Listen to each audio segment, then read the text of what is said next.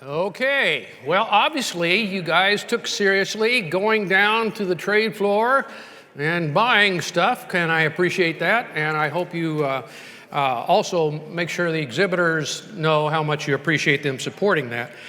The dicamba training, again, I don't care if you're growing them or not, it's good to go through the training so that you know what the issues are and you know how to deal with it should somebody near you grow it. So I suggest that you keep that in mind too. I have told you all throughout the day that my job was to get you, or to get us all to the place where some real experts could talk about the markets, that I was just going to try to talk about how we try to make those sorts of decisions. And now Chip is here to provide that global market trends outlook. You know, Chip is as you can tell, and it's his job, is a championship talker. And as someone who does a lot of talking myself, I'm not even faintly in his league, but I think what makes the difference, and you saw it in action today, is that Chip can also listen you to death. He's one of those guys that you're just exhausted after a 2-hour conversation because you found yourself telling him things that you weren't even sure you knew yourself. But he is a very good listener, and I think that makes what he is able to do in his business even more valuable. So Chip Flory, please welcome him back to share on global market trends. Chip All Flory. right, John, thank you, buddy. Appreciate that. Okay, this is going to be a conversation just like just like the show is. If you've got questions, make sure that you get the questions asked so that they show up on this iPad up here. I'm not exactly sure how that happens, but they said that you guys have already been through it. I've got some other questions up here that came from earlier, but you've heard me on the show ask the question several times. What's going to make 2020 better than what 2019 was? And really, people will joke around and say a clean spring would really go a long ways toward making 2020 better than 2019. And that's very true. That's very true. But if a clean spring comes with no improvement in our revenue opportunities, it's kind of window dressing, right? It's kind of window dressing. What we need is that improvement in our revenue opportunities in 2020 so that we don't have to listen to me talking to someone like Frayne Olson and saying, you know, what would you tell Secretary Perdue right now, if you could, about MFP 3.0? We need to get past that. Good times come when net farm income is on the rise, and that increase is driven by markets and by crop revenues and by livestock revenues. We're getting paid by the marketplace because of demand, not because we're struggling under the weight of a trade war. So that's what I want to talk about. Now, to get to that point in the conversation, we've got to go through some of the trade issues, right? And we're going to do that in the show, in the conversation. There it is, over there. It's never easy to be in the situation that we were in 2019. And agriculture was getting blasted from more than one angle. Not only were we getting blasted in the fact that we were hurting for our markets, and especially up here, we can talk about that, but when you've got somewhere between 80 and 90% of your raw soybeans going on a train to the PNW and then on a boat to China, when you're the target of the retaliatory tariffs from China, that puts you right at the point of the spear up here in North Dakota. There's just no question about it.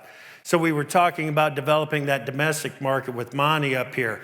It's very important, yes, but that takes time too. That's not an overnight cure, is it?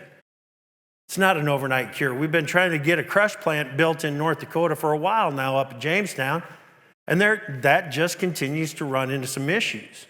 But we need to see some progress made on things like that to give us a demand-based cushion that we can live with. The supply side, it feels like we get on a treadmill and we start walking, and Mother Nature starts shooting rubber bullets at us and throwing beanbags at us, and we just keep marching along, and at the end of the year, we didn't lose that many acres and we didn't lose that much yield. And then everybody's up in arms over how did they miss it? How did they miss it? John, I thought, did a nice job of explaining the situation at NASS. It's a survey of you. It's your information.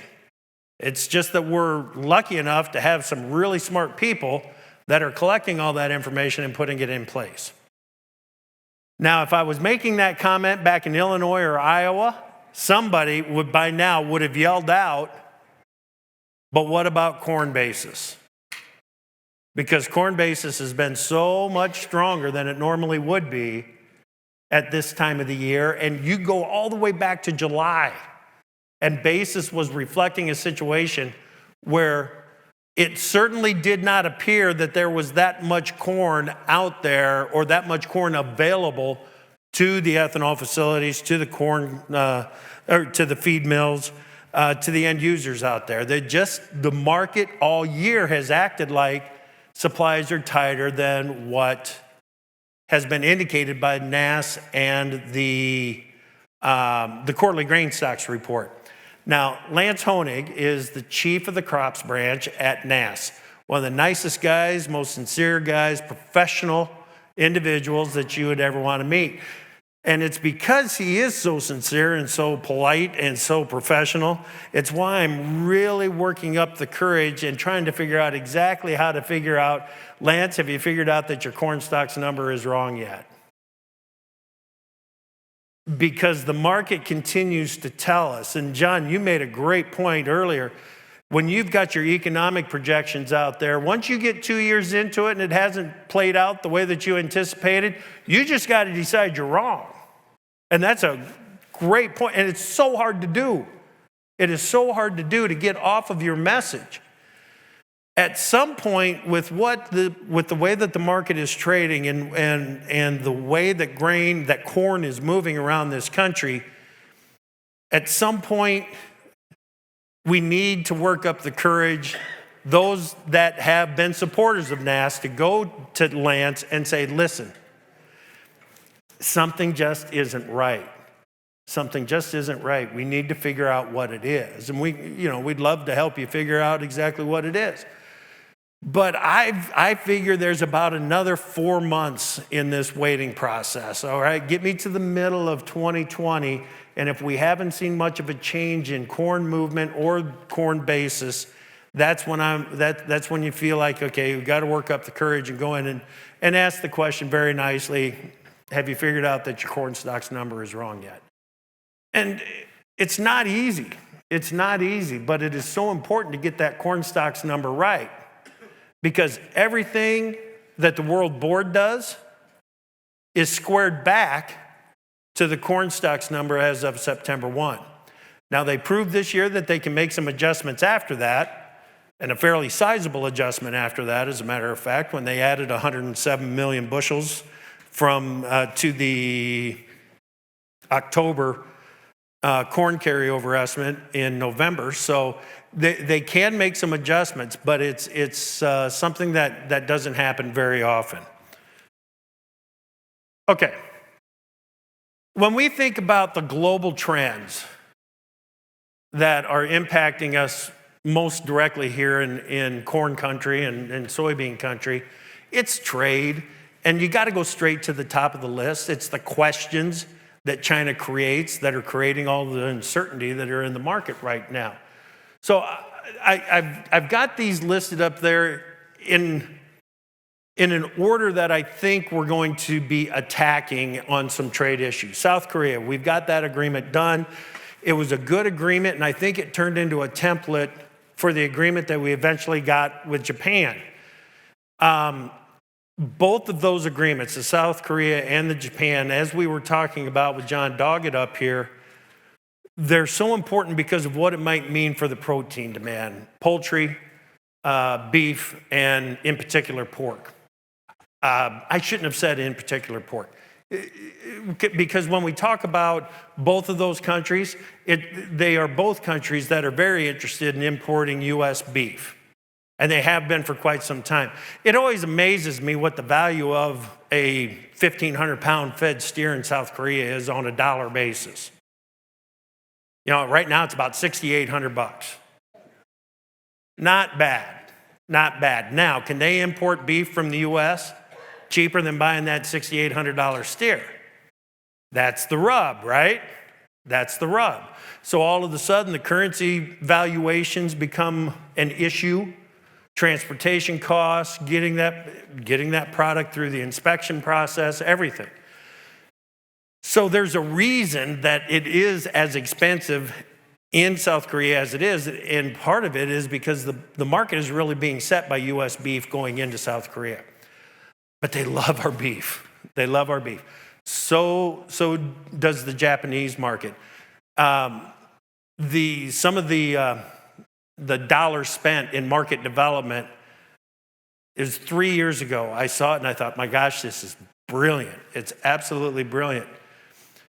Because both the pork producers and the cattlemen were set up giving recipes out, giving out samples, and they were doing it at the Tokyo Book Fair. Tokyo Book Fair. You'd think, gosh, how important could that be? How important could that be? Well, over 4 days, they've got 1 million people that go through the Tokyo Book Fair.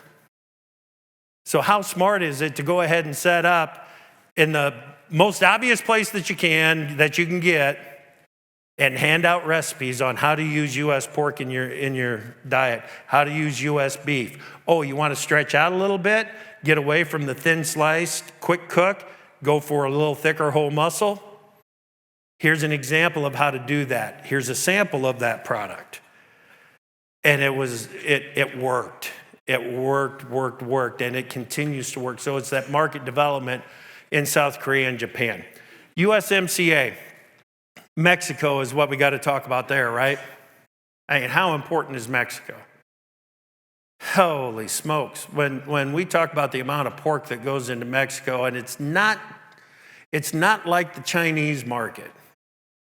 The Chinese market is important, but they're taking lips, ears, tails, awful stuff that we wouldn't think about consuming here. Mexico is a huge importer of hams. They are taking product that would compete for space in the U.S. meat case. So when we start doing that and creating that demand for the same product that U.S. consumers want, now it's a product that's serving the North American market, not just the Mexican market or the Chinese market or the U.S. market.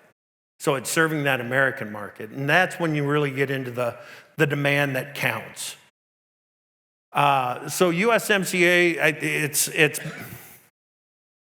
I've had so many people tell me that USMCA is good, but it's just a little bit better on a whole for agriculture than what NAFTA was. We would have been just fine if we wouldn't have gone through this process. I'm not too sure, because he might have just pulled us out of it. If we wouldn't have had a successful negotiation and ended up with USMCA, we might not have NAFTA. It was a campaign promise. And love him, hate him, and I'm talking about President Trump, love him, hate him, you go back and he hasn't really done anything that he didn't say that he was going to do. So just go back and start checking off his campaign promises, and fixing the world's worst trade deal ever, NAFTA, was one of his top priorities.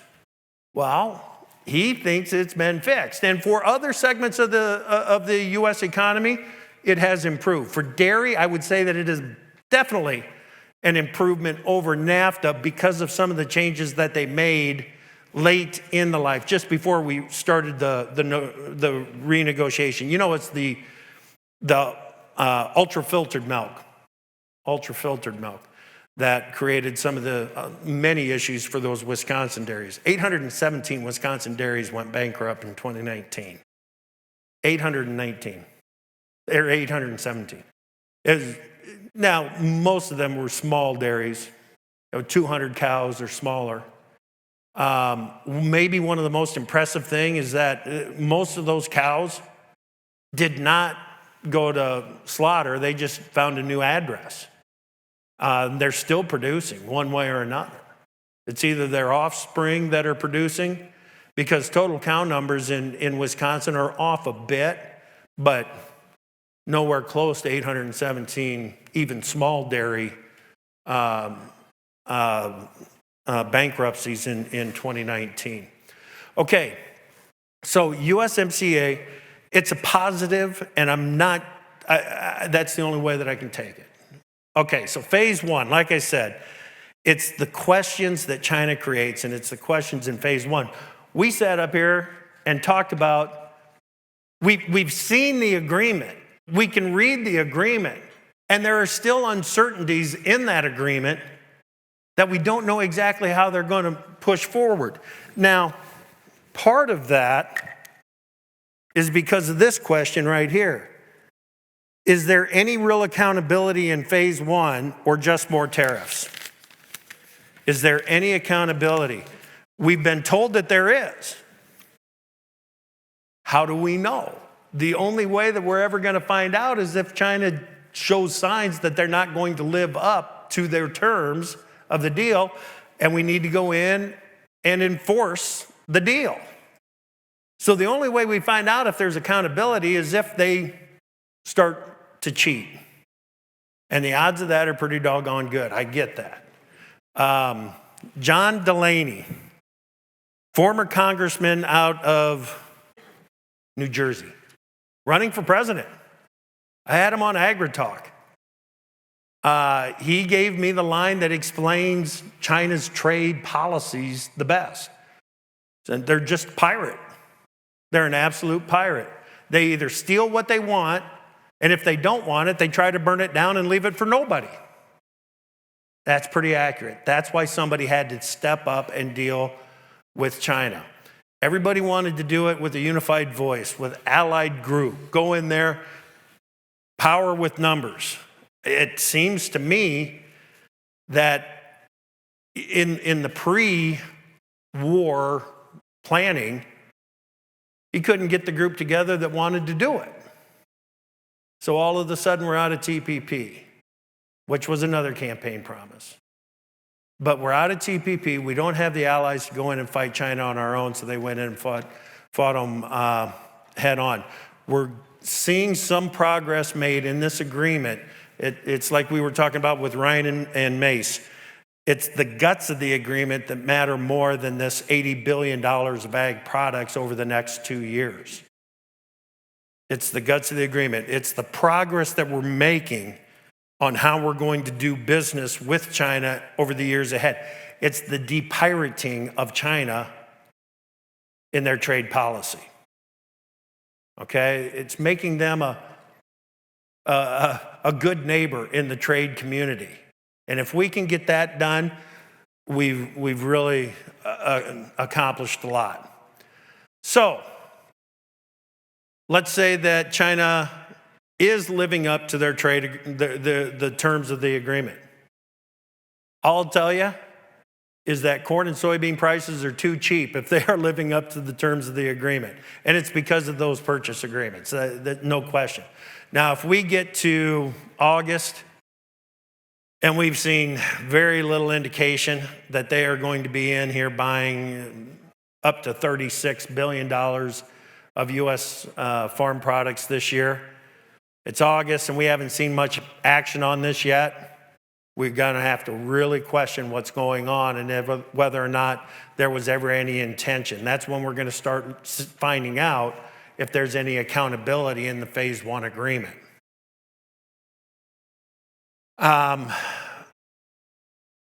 It's the flexibility that the number gives over saying we're going to be in for, I'm just going to make numbers up, 50 million tons of beans, 30 million tons of corn. If all of a sudden they would have done that, what would have those markets done? You want to talk about trade influencing and market influencing announcements. That would have had an influence on the markets. They can't do that. So they just put it out as a number, leave it as ambiguous as they possibly can, but it also gives them the flexibility to do some things that they need to do, which is buy food and put it on the shelves. Their inflation is being driven by the increasing cost of food, and they call it the Consumer Price Index. Brian Grady, the editor of Pro Farmer, gave me this one. It's really the Consumer Pork Index, because pork makes up so much of the index. You might as well, whatever the pork prices are doing, that's what's going to happen to their food inflation rate. And because of African swine fever, goodness gracious, the increase in pork prices, now that we are working through the hogs that were liquidated and the pork that was processed and put into reserve, now that we're working through that, we're going to find out just how tight the supplies really are and just how bad they need U.S. pork, or if they need U.S. pork.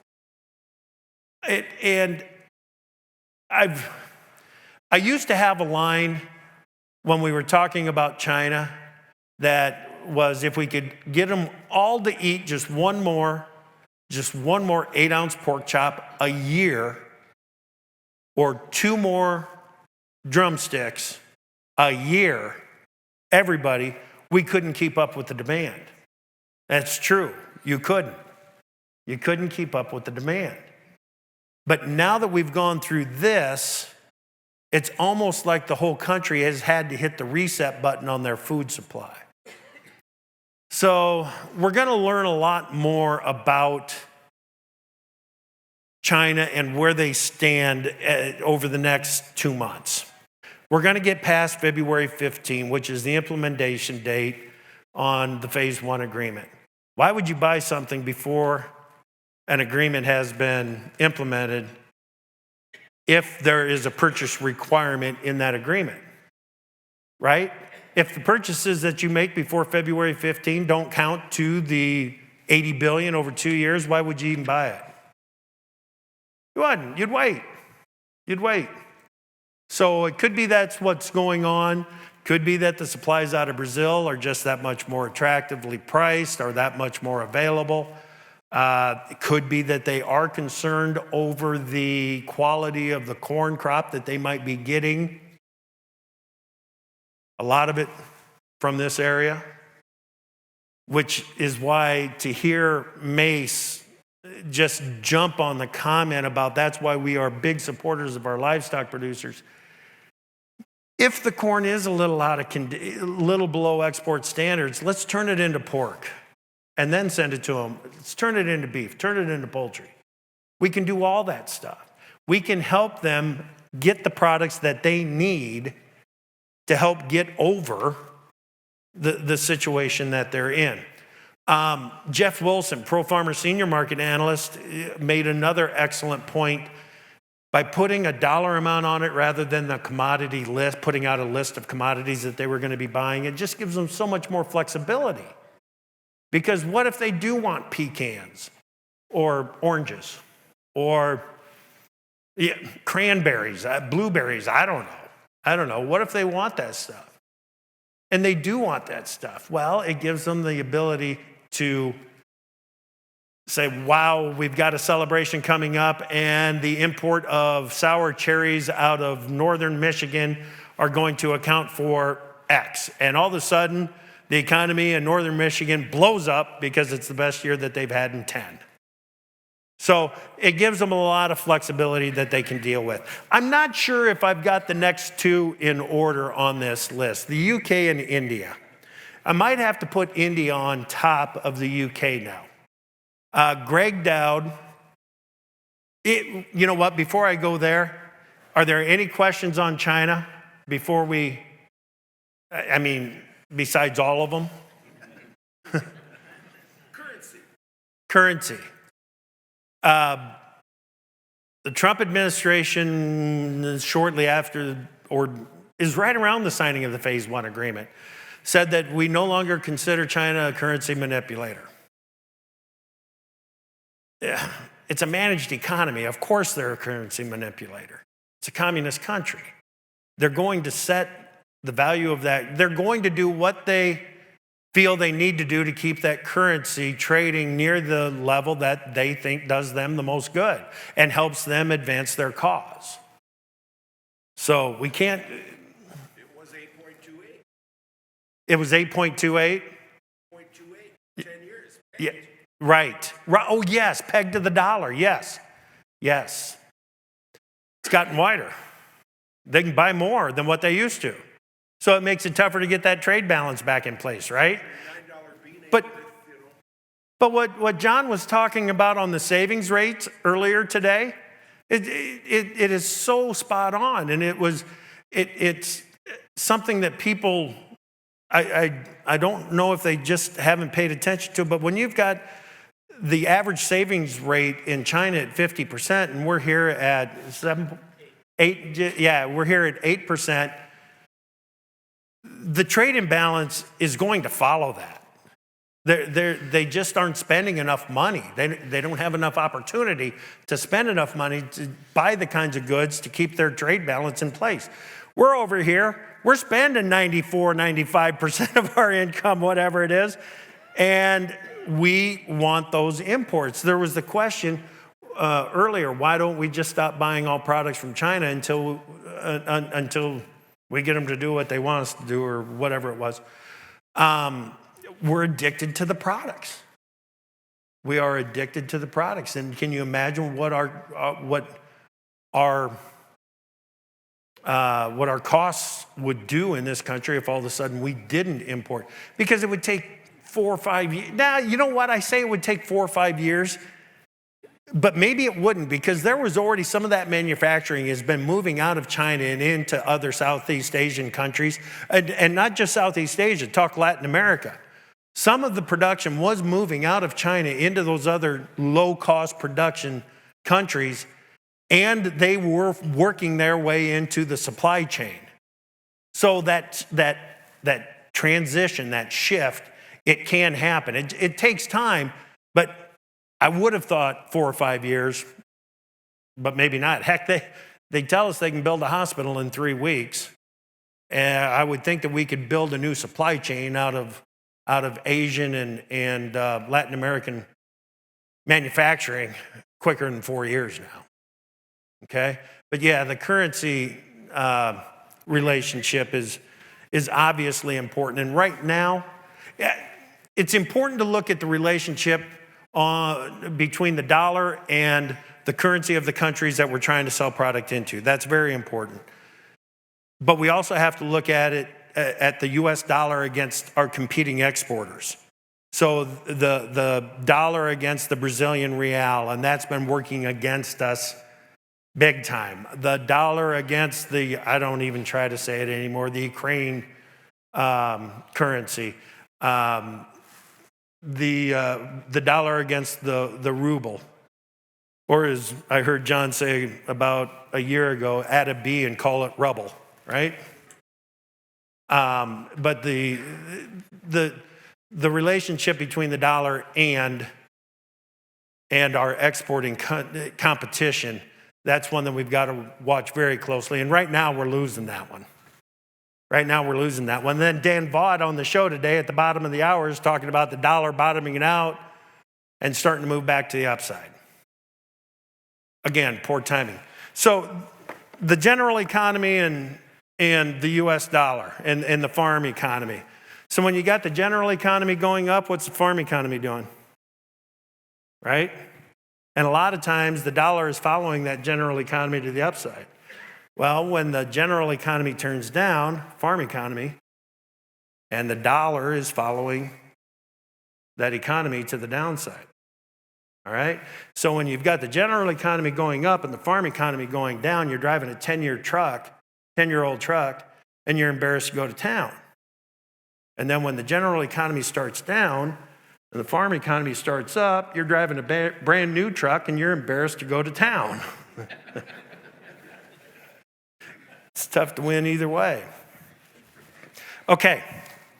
Yeah, that's enough on that. Like I said, I on the list here, I'm wondering if I don't have the UK and India flip-flopped, and it's because of what Greg Dowd told us here a couple of weeks ago. Greg Dowd, the chief ag negotiator for the U.S. Trade Rep Office,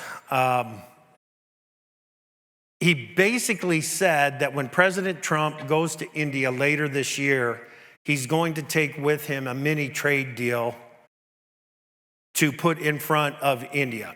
And it's going to be a deal that is going to, they used South Korea. They used Japan. They used USMCA as a template to at least get the door open and the conversation started on some of the products that we know India has demand for. And they just don't have enough of it. So that's going to be the opening round of what could be a very long and lengthy conversation with India. And it could be a very productive conversation. Now, when I say this, my Canadian friends say you're full of crap on this because nobody can do a deal with India. I don't know. Why it shouldn't discourage us from trying. It should make us realistic going into the conversation, but it should not discourage us from trying to get this deal done with India. It's 1 billion people. The demographics are similar to China. The middle class is blowing up, and it's going to continue to expand and provide markets like the U.S. with an opportunity to export into it. So I'm not afraid to try, and I'm not afraid to be optimistic about getting into a deal with India. But again, it's not going to be easy. The UK, Brexit has happened. I'm sure that it's already happening because, again, Greg Dowd, as soon as it happened and even leading up to it, has told us that the negotiations and the conversations are started. Nothing to the point that he could say, we're close, we're going to get this done, and here's what it's going to look like. But if you want to know what it's going to look like, go to the deal done with South Korea, Japan, USMCA. Those templates. This is what we hoped for. This is what we hoped for when President Trump started tearing down some trade deals and looking to rework them. It's not a full TPP yet by any stretch. We've still got a lot of work to do to make everything what it might have been, in my opinion, with TPP. It wasn't perfect. No trade agreements are. Jim Wiesmeyer always tells me there is no free trade or fair trade. There is only freer and fairer trade. So no deal is perfect. You shouldn't expect it to be.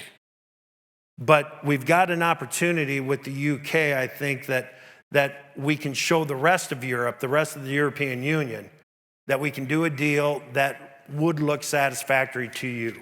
God, wouldn't it be something if it included, let's start to crack into the beef hormone thing? Wouldn't that be something?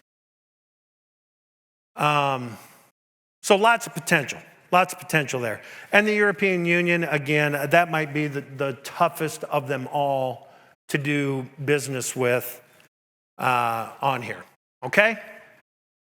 So, what's it all mean? Let's put it into the spreadsheets, right? And into the balance sheets. So this is 2017, 18, 2018, 19, 2019, 20, with the December and the January supply and demand numbers on there, because I want to show you a trend of what they did and what they've attempted to do, I believe, when it comes to a couple of categories in particular. The category, the usage category on this corn balance sheet that just gets me worked up, gets everybody worked up because it's so hard to understand where they came up with that number, is feed and residual. I've argued for years that it ought to just be called the residual category. Because if you're not going to tell us what actual feed use is, take feed off the title of it, and let's just call it residual use. Because the way that they get to the feed and residual category is you get your total supply from NASS. You got your grain stocks on September 1 plus the production from the following year. So 2018-19 carryover plus 2019 production gives you total 2019-20 total supplies. Now from that, we got a good idea of what exports are. And exports right now for the 2019-20 season stink. We're about 45-50% behind the pace that we were on a year ago, but a year ago was a ripping pace. So I don't know exactly what that means. Are we just backloading? That could very well be. We could just be backloading the demand. But when you look at the usage numbers, on the food, seed, and industrial side, which includes the ethanol, the corn grind for ethanol, and at the total domestic use, we've got a good idea of how much we're using for that and how much we're using for total exports. So you take your total supply, you back out the ethanol, you back out the other food, seed, and industrial, you back out the exports, and what are you left with? Feed and residual use. And for too long, it was a choppy trend that made very little sense, especially when your total livestock numbers, your poultry numbers, hog numbers, beef numbers are on a steady increase, right? So how can we get this choppiness in the feed category when our total consuming animal units continues to climb and our total meat production continues to increase? It didn't make a lot of sense. That's especially true when you look at the 2019-20 for December and drop down to that feed and residual usage number there at 5.275. That was coming off of a 5.3 in the 2017-18 and a 5.432 in the 2018-19.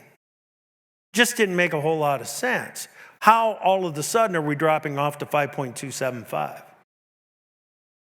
Well, in the January estimate, what they did was they basically hit the reset button on that and pushed our feed and residual use up to 5.525 billion bushels. So now all of a sudden we go from 5.3 to 5.4 to 5.5. It makes a lot more sense based on the total animal numbers that are consuming feed in the country. So I think that was the World Ag Outlook Board's attempt to make this balance sheet make a little bit more sense for us. On the food, seed, and industrial usage numbers, look at that. Back in 2017-18, we were at 5.6. If I got the food, seed, and industrial, 7.057 down to 6.79, down to 6.77. The reason for that is we're backing off on ethanol, and the margins in ethanol just aren't helping us out. And some of the artificial trade barriers that we ran into with China in particular, the anti-dumping, remember that on the DDGs? We were just dumping them into the market because we had to get rid of them. Well, that's an artificial trade barrier that has been addressed in phase 1, that they just can't be bringing up these antitrust cases and the likes like they have been.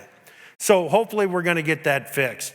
So carryover, the trends there in 17-18, we were at 2.139, went to 2.221 in 18-19, and then now here we are at about 1.9 billion bushels. We saw quite a few changes from December to January on the usage side, but I'm sorry, there isn't much difference between 1.91 and 1.893 billion bushels of corn. So carryover is basically unchanged at 1.9 billion bushels. National average on-farm cash price from 336 to 361 to 385. And look at what our stocks to use ratio has done. From 14.5 up to 15.5 with a higher price. And now we're backing off to 13.7, 13.5% on stocks to use ratio. We're getting close. We're getting close. If we can get that into the 11.5% range for the stocks to use ratio, then it starts to be more difficult to sell corn as a speculator. It's just simply because you're then looking at drawing down total supplies. Globally, the story that I like the most about corn production right now is that we are into the third consecutive year in which our total global corn use will be bigger than our total corn production. So global stocks are coming down.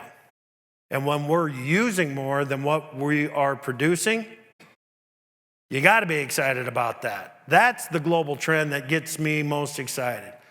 We're using, and that includes that 18 crop for the U.S., okay?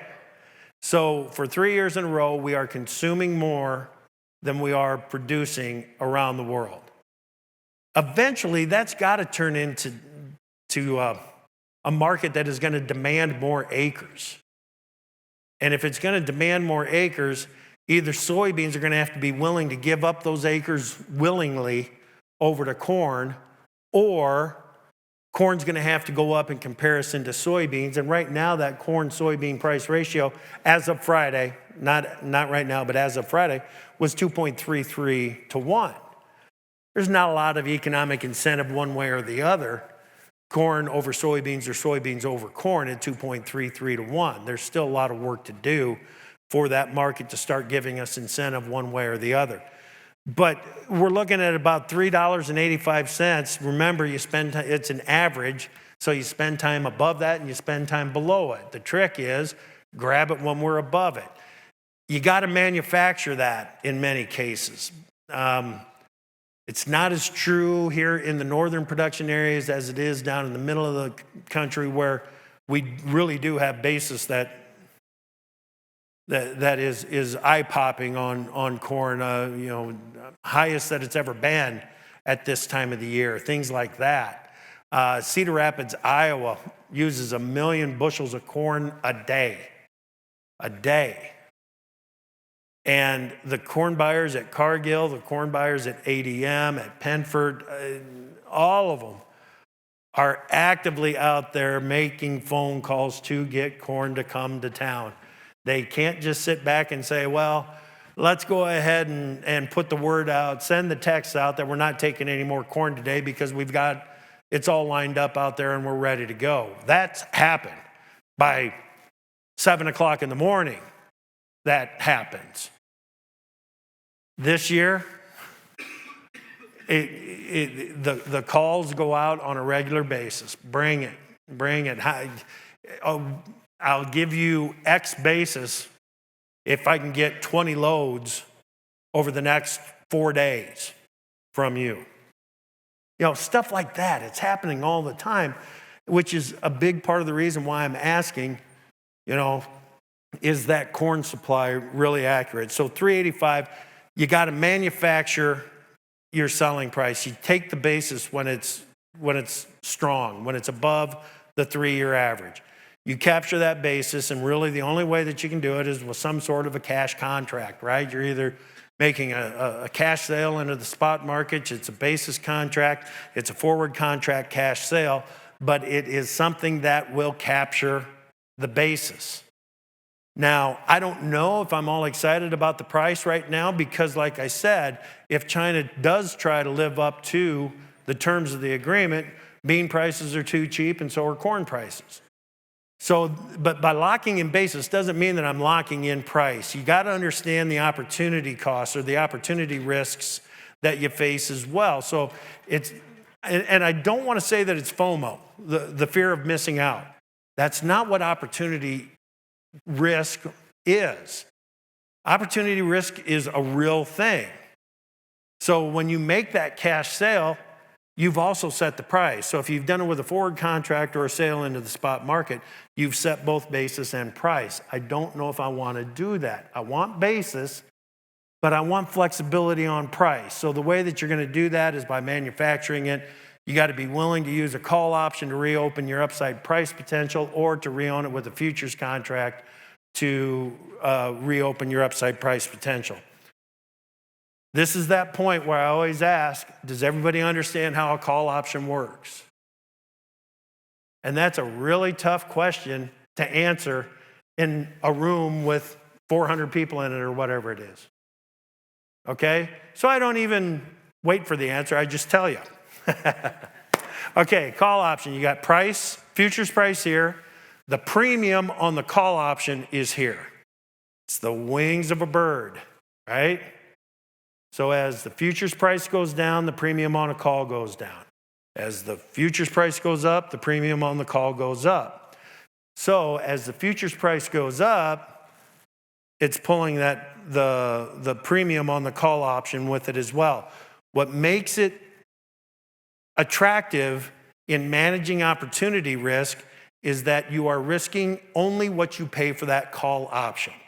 So if you spend a dime on that 5,000 bushel call option, you're spending $500 to keep the upside price potential alive on 5,000 bushels of corn. Okay?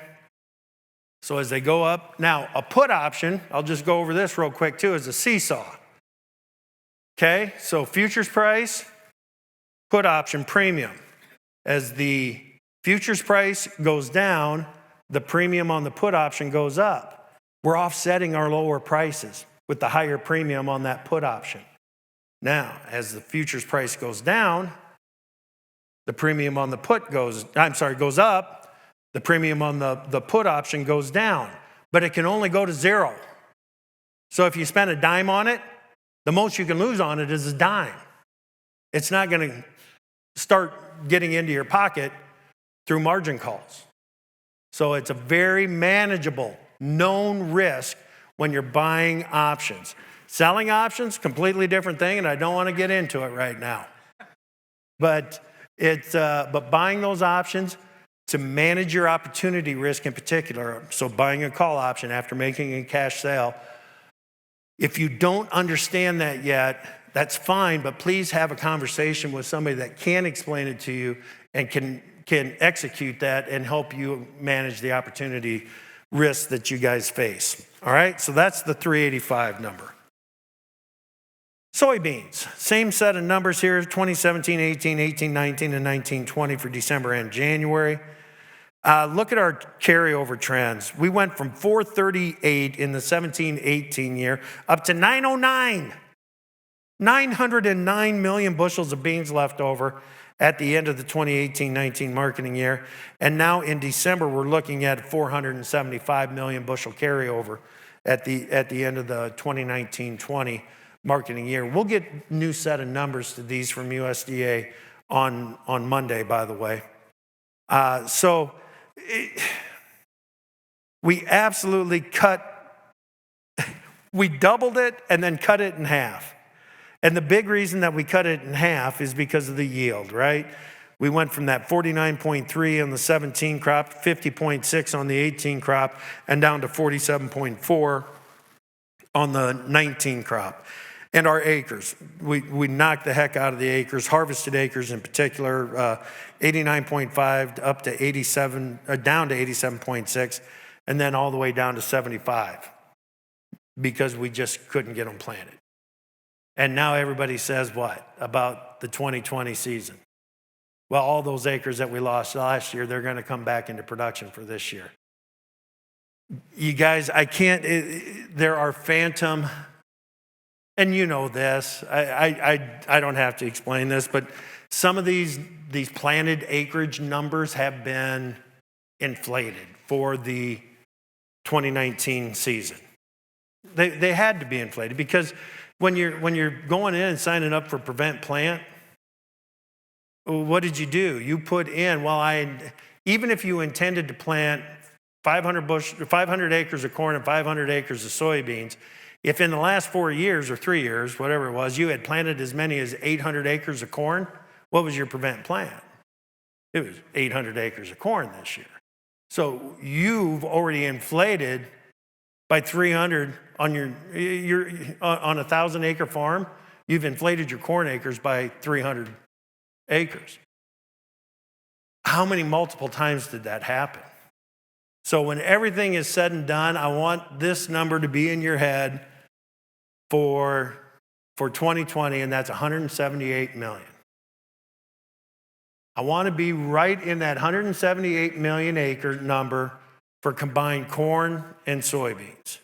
If that's about where we can be, on just about any combination because of the conditions that we're facing out here in the northern areas. And there are conditions similar, not nearly as bad, but they're dealing with some similar issues in the eastern belt that are going to make the acreage mix wacky, I think, for 2020.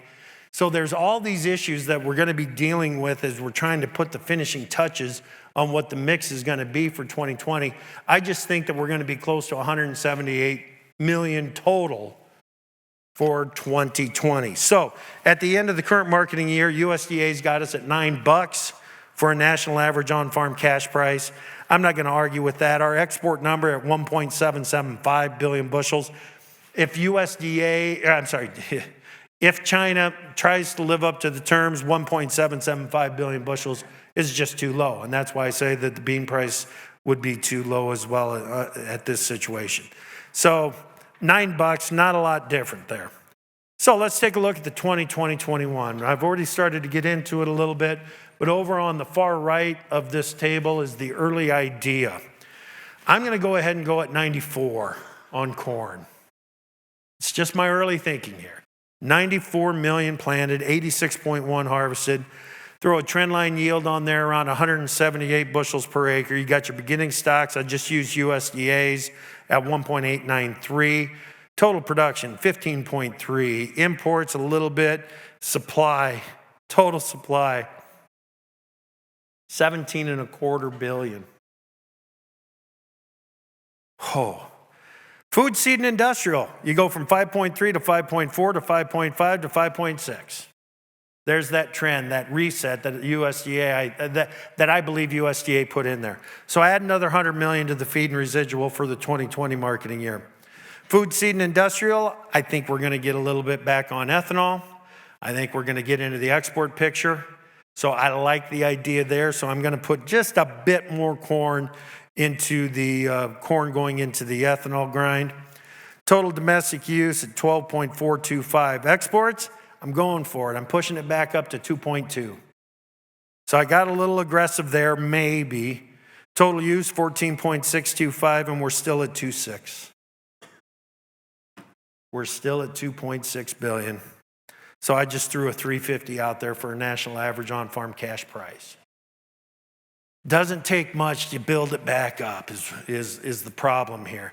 It's that treadmill. It's that technology treadmill that you get on. I'm not saying that corn yields are bulletproof, but when you put the management that you guys are using right now with the technology and the genetics that's coming in a box of seed, you put those two things together, and again, they're not bulletproof, but boy, they can take a punch. They really can, corn can. So we got to remember that. And with what happened last year, ending up at 168 bushels per acre, how hard is it going to be to get a spring rally going this year if it looks like plantings are going to be a little late? Boy, that's going to be tough to get going.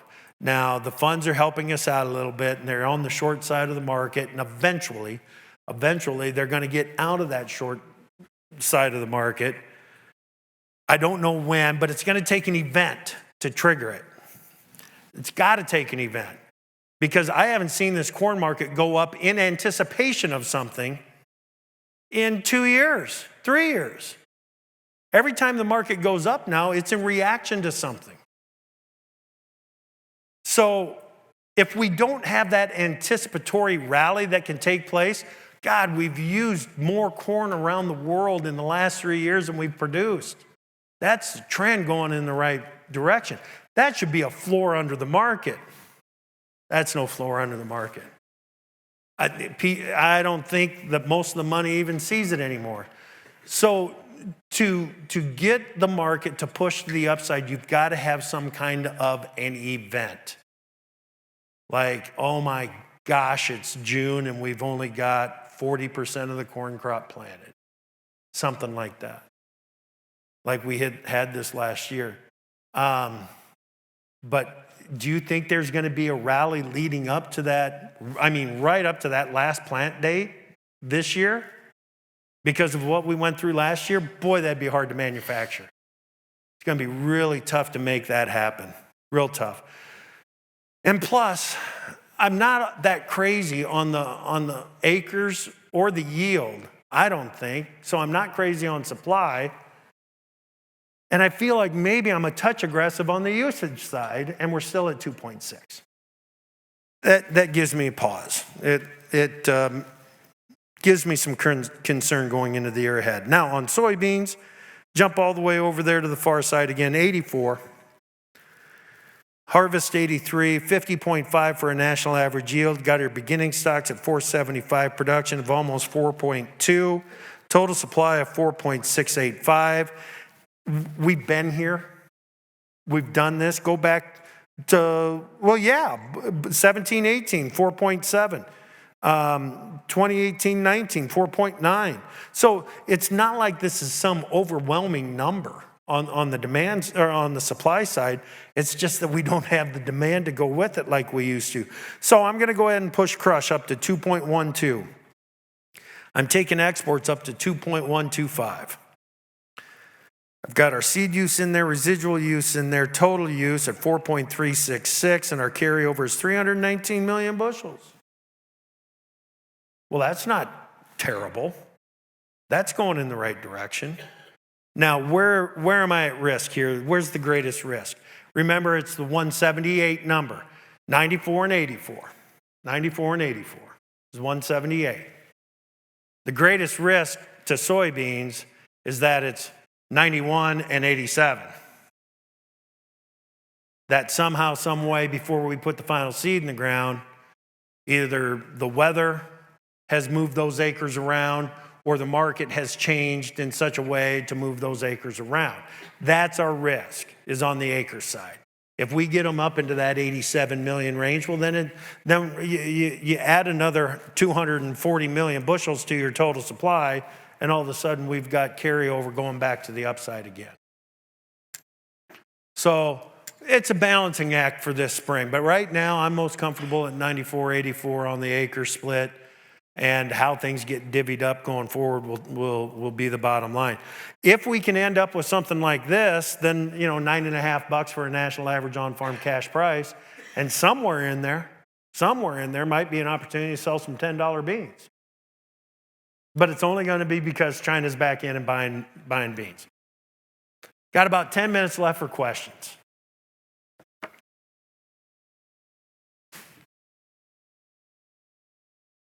Is there or could there be incentives offered to foreign markets to make us the point of purchase over South America? Remember, we used to have something called the Export Enhancement Program? That was a long time ago. But under the current WTO rules, this would be really tough to do. Really tough to do. If we plant 92.5 million acres of corn this spring and get a national average yield of 180 bushels per acre with a 1.9 billion bushel carryout from the 2019 crop, which do you project corn price to be for the 2021? So what's the number? 92.5. It'd be better than that $3.50 that I put up there, but it wouldn't be significantly better. You're getting into that 365 range, something like that, if you take 1.5 million acres off of that. Okay, I'm just going to read these for the first time. For Jep, on a scale of 1 to 10, 1 being not at all confident, 10 being extremely confident, where would you rank the U.S. farm lending business? Wow. Where would you rank the U.S. farm lending business con? I don't think con's supposed to be on there. Community. Farm lending community. So on a scale of 1 to 10, 1 being not confident, 10 being extremely confident, where would you rank the U.S. farm lending business? Community. That's a good one. I would, the confidence in them, I guess I'm not going to go under 5. So I guess I'm going to go to a 6. And the reason that I say that is because for the most part, we're still doing a good job of paying our debt. There is about a 6-7% carryover of operating lines of credit, something like that. It's nothing extraordinary. Right. Right. Is it trending in the wrong direction? Absolutely. Is it 1980 style stuff? No. So just the simple fact that we're still paying off the loans is a big plus in helping keep confidence among farm lenders. I will tell you this: have you not noticed the alternative sources of funds? How they're starting to advertise more. They're starting to show up at farm shows more. They're starting to be more public with what they're doing, and then the Wall Street Journal comes out and just does a freaking hit job on them. And well, those are that. There's a reason why I prefer to deal with an ag bank or farm credit system or people who have been doing it something other than the last 2 years. Right. You have to remember, we talked about the savings glut. The same problem is here. People can't buy any asset that generates any return. And by now, you've pretty much gone through in your portfolio all your income-bearing assets, and you've replaced all the 5 and 6. You've run those out of the 5 and 6% stuff, and it's all down there. And you're going, but I still need money. There is money wanting to come out to your farm. And if they can make 2% over their cost, there's plenty of money in the world and in the U.S. And there are people who are thinking, heck, let's give it to farmers. And I'll tell you this, you have MFP3, and that's going to encourage that trend because it becomes clear then that the government will support that, and you have a way, they may even find a way to attach that. See, that could be your security. You announce that, and then we'll put your payment as part of your security for your loan. So the problem is not going to be people finding credit. The problem is going to be people ending up with credit that is really going to be tough to live with longer term if you are not generating the income you need to cover those payments. Let me ask you this. Sure. Take 2,800 points out of the Dow. How available is investment into agriculture at that point? I don't think a whole lot more than it is now. Okay. We're still just flooded with money. There is just money sitting around. And that's true. It's sitting offshore. Nobody can find, everything's looking for, you've got money looking for work. You've got money with no velocity. Yeah, and if you're looking at the safe, and people want safe assets, and they're really reluctant, as the global economy gets slower and slower, they're really reluctant to look at higher risk assets, although they are. But you stop and take a look, where are they pushing money? They're back into car loans. Car loans are really questionable now. We're seeing higher bankruptcies there, or defaults at any rate. And housing can't generate enough demand, and besides, they can sell all the bonds they want. So it's really tough to generate any income off money. Money just can't find work. And, I'm going to put my money to work for me. I saved it up, and then now that I'm old, it's going to... No, it's not. It's going to earn 1.2. You're going to take it out of your bank and say, what? This is my interest rate? You got to be kidding me. So if they can loan it to you for 4%, they will. Now, are they going to be guys that you want to work with long term? I don't know. I just soon deal with the devil I know. Besides, well, what's the difference? It's not like you have a choice between 9% interest rate and 4% interest rate. If it's between 4.5 and 5, okay, in order to deal with the guys that I know and have been through, I'll give them a half a point. I don't, why go with that? Yeah, but give them 4. Agramax, instant quickie loans. That doesn't inspire confidence. Oh, okay, here's another question that came in. Do you think the upcoming election will affect when China starts buying. I don't. I don't think it does.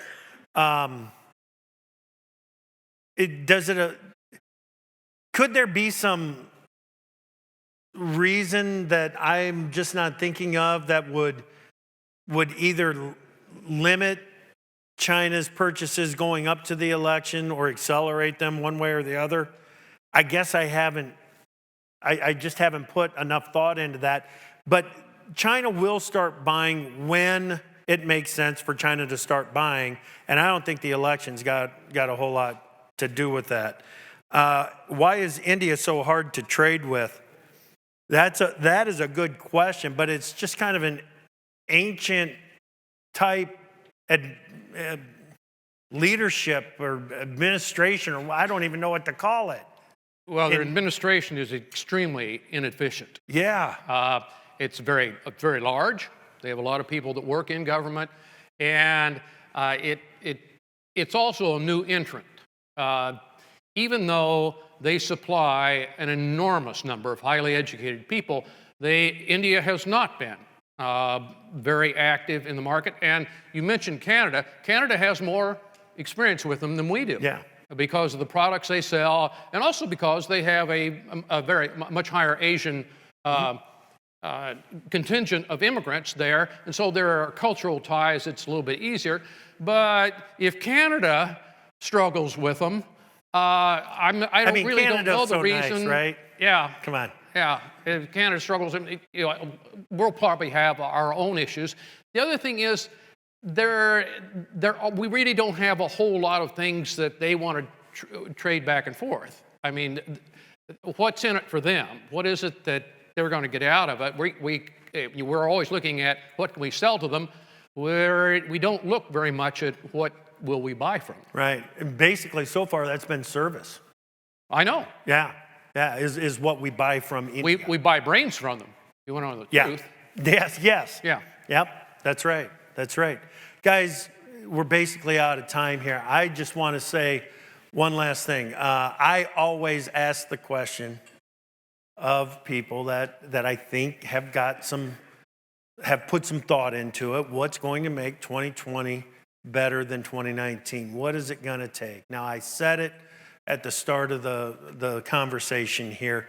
It's going to take getting that net farm income from the marketplace, not in a government check.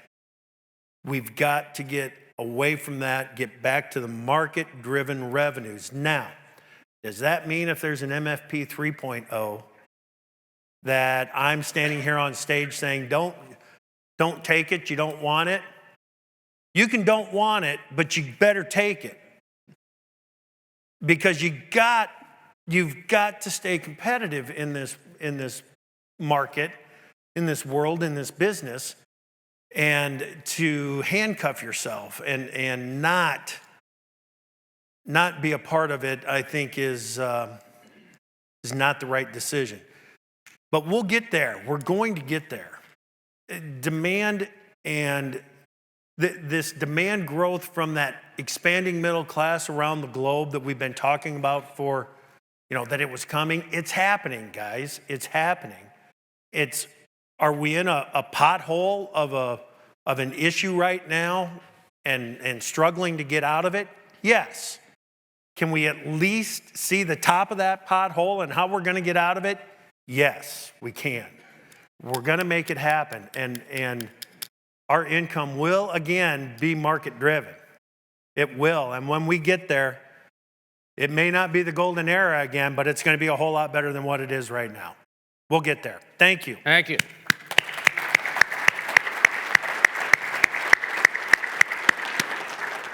Okay, what are just one or two key things you want to try to remember from today? Well, first, and I think this is more important than anything else that came out, get down to the FSA. And if you haven't been to a meeting to understand the farm program, don't put it off. Get down there. 2, take care of yourself when you're even thinking about getting in a grain bin. If you didn't go to the demonstration, if you didn't pay attention to that, we've got a lot of bad grain out there. It's going to be difficult to get in and out. And finally, I would say this. Yeah, I think you will be surprised how you will remember this most brutal year for North Dakota. And I think you will be, when you look back on it, you will recognize that those moments where you were able to help someone else, that those moments where you found the perseverance and the strength to keep going, you'll look back and say, I don't know how I did that. The worst years of my farming still amaze me. How did I do that? It's not that we don't think well of ourselves, it's just that you have made an incredible effort. And don't ever doubt that you will reach, 2019 will end at some point. It will happen. And this too will become a memory that will build who you are. And the younger you are, the more effect it will have.